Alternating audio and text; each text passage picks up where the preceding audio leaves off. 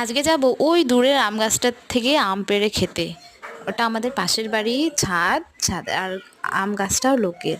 জানে না, ভাবলো হয়তো আমরা ঘুরতে গেছি। দিয়ে দেখো আম গাছের কাছে চলে এসেছি। দেখো কত আম হয়েছে, পাতা দেখা যাচ্ছে, আমও আছে ভেতরে, লুকিয়ে অনেক। এখন দেখো আমার ছেলে একটা আম পারবে, দেখো অনেক এক্সাইটেড। দেখো এই দেখো আম পাড়ছে। আমরা তো সাথে করে নিয়ে এসেছি লঙ্কার গুঁড়ো, লবণ। এখন দেখো আমটা দুজনে মিলে ফাটাচ্ছি, ফাটিয়ে এখন লঙ্কার গুঁড়ো দিয়ে লবণ দিয়ে খাবো। আমার ছেলে দেখো হাতে নিয়েই মুখে দিচ্ছে, মুখে দিয়ে টক লাগছে না, মুখটা কেমন করছে দেখো, কেমন করেছে দেখো।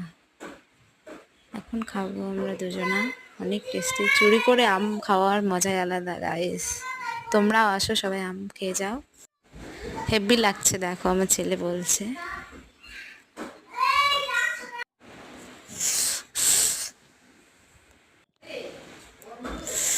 ওফ, কি টক লাগছে খেতে, হেব্বি খেতে।